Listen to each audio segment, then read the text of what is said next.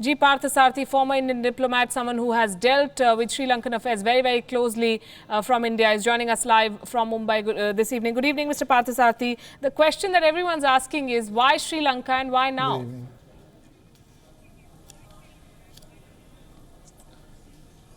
That's an interesting question.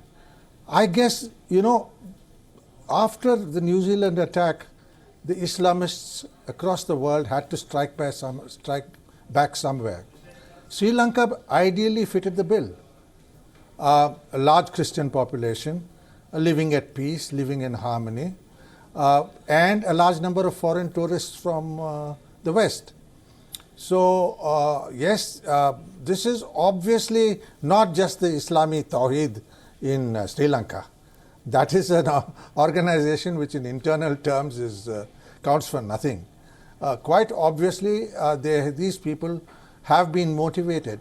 Let's be clear, this was not just confined to Colombo.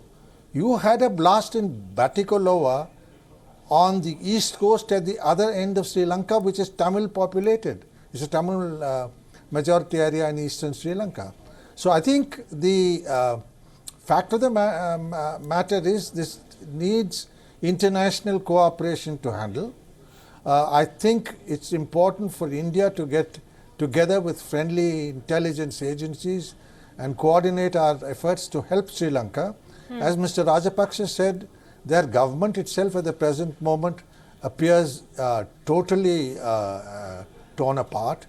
Secondly, the intelligence agencies, he says, the people have been treated badly. So I think all well-wishers of Sri Lanka, and I certainly can think of us, the Japan, Western countries, and even the Chinese. But we need to work together to see that this stability is returned to this island. And the Sri Lankans can't do it on their own. This is well beyond their league.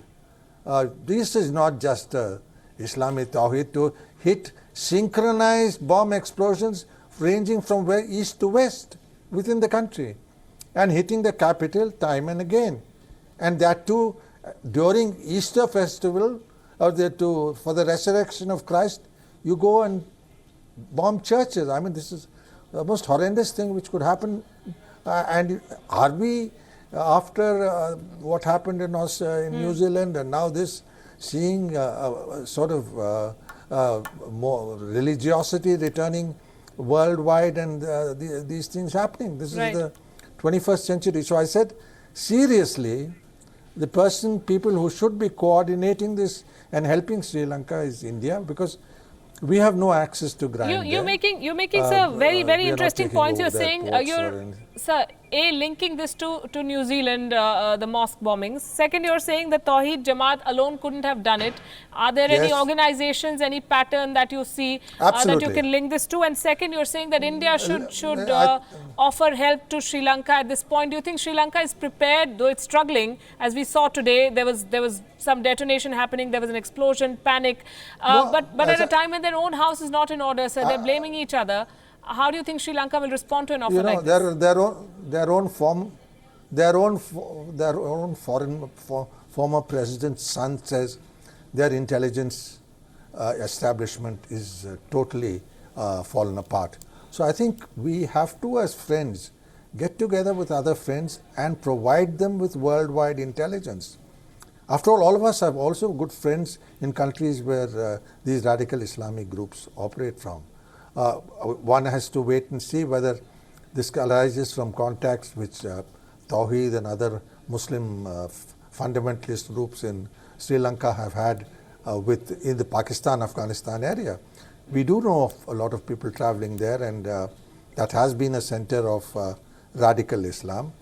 But this is very, very clear with much wider repercussions, and therefore I think we have to work very closely with Western countries with good intelligence agencies who have, and our own boys are pretty good at this. We've been doing it for years, and we've had a very good intelligence relationship with Sri Lanka even during their civil war. Any Sri Lankan will tell you that. We did give them intelligence inputs, so did others. Because it's not in So did others. The fact is that they did not act on the intelligence that came well in advance. And I want to point out, when you say that foreign help, I want to say that the Chinese were, I think, among the last to have even made a statement on what happened in Sri Lanka. So the question is the current dispensation A, looking for help, and B, looking for help from India? No, certainly they're looking for help from India, because they know India is as concerned as they are. We don't want this sort of terrorism right on our maritime borders. That I have no doubt. Yes, the Chinese will have their own ideas. They're having their own serious problem in Xinjiang, where over 2 million Muslims are under detention. So China has got its own problems, but therefore we should work with other friendly countries and neighbors worldwide, who have, and also get access to these areas of terrorism to know what's happening. I'm sure the Americans are very well informed from the trust issue statement made by President Trump. Obviously they're concerned. So let's work it out with others. Let's help them directly and quietly urge them, as President Rajapaksa's son said, that to work unitedly. They have to be united.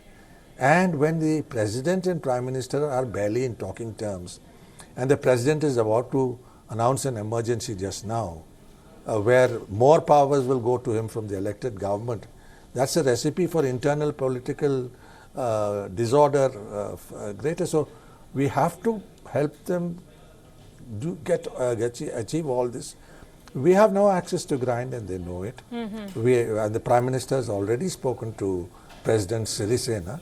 So I think let's work it out very carefully in consultation with all parties involved in Sri Lanka, of course operating to the President, who's the constitutional head. But yes, I think it's no secret that even through the civil war we had very good intelligence relationship with Sri Lanka. Right. And that should be built on. Indeed. So thanks very much, G. Parthasarathy, for joining us here and for sharing your thoughts. So a link between the New Zealand terror attack and Sri Lanka.